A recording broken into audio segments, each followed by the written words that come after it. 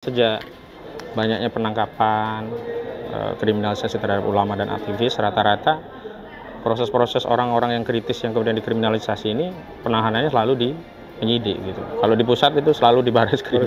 Iya, sampai Gus Dur dulu divonis selesai menjalani 10 bulan waktu dilaporkan oleh Yakut Khalil Kaumas. Itu juga 10 bulan dihabiskan di Barreskrim, tidak pernah di lapas.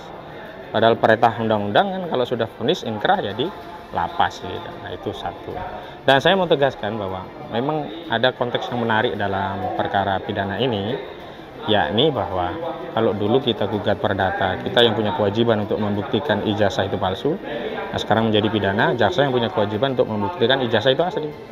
Karena kalau dia menuduh ya terdakwa bohong, aslinya yang mana? Nah di sini yang sebenarnya menarik, saya menunggu Saudara Joko Widodo untuk hadir, diambil keterangannya, diambil sumpah dan menunjukkan ijazah asli.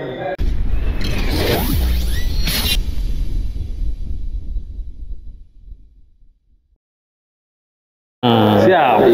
321. Oke. Ini kan aku mau Wawancara tertulis atau tulisan? wawancara video. Video juga. Oh ya, monggo. Jadi Bambang Tri sebelum ditangkap 7 seri wawancara dengan saya dan di persembunyian. Belum ada video pertama. Saya mau wawancara dengan Aka karena yang paling terdepan dan berani untuk menegakkan tentang pertama ijazah palsu, kedua dengan tentang buku itu, buku 1 dan 2. Buku 1 sebenarnya kan udah tenggelam, tapi ketika nomor 2 buku akan terbit, buku 1 akan dicari. Yang notabene katanya sudah 1 juta pemesan. Nah, saya ingin minta pandangan dari Bang Gozin. Kira-kira dengan konteks seperti ini, apa yang harus dilakukan?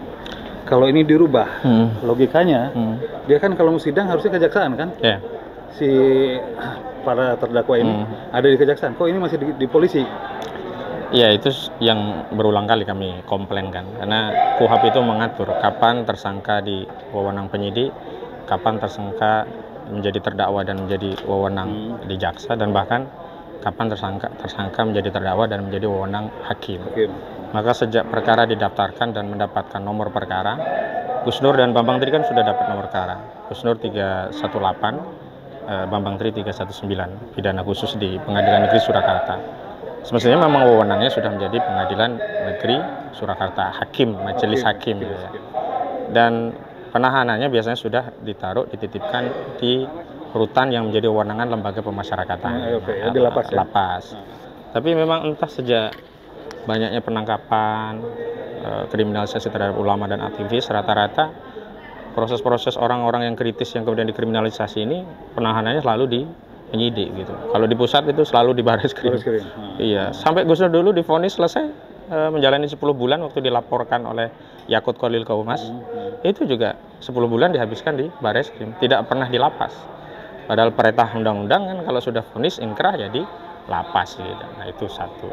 Dan saya mau tegaskan bahwa memang ada konteks yang menarik dalam perkara pidana ini, yakni bahwa kalau dulu kita gugat perdata, kita yang punya kewajiban untuk membuktikan ijazah itu palsu.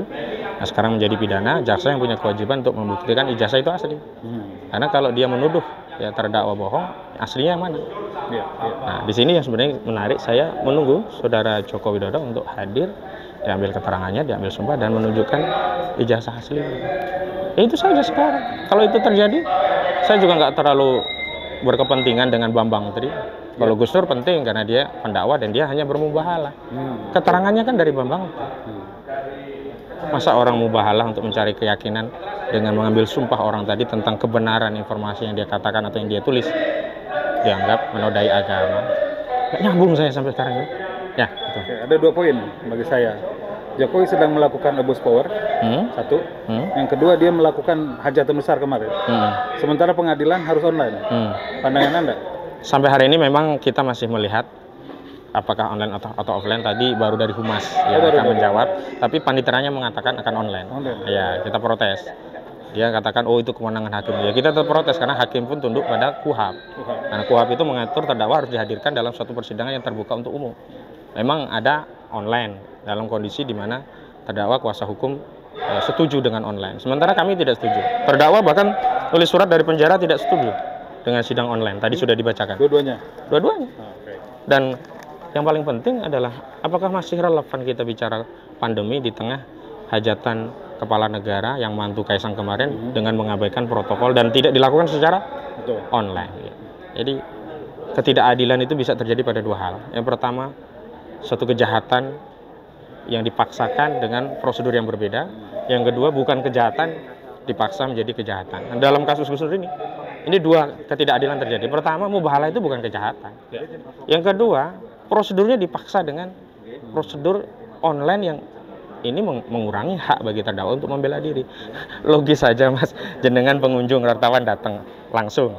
Saya lawyer mendampingi langsung, hakim mengadili offline, jaksa menuntut nanti offline.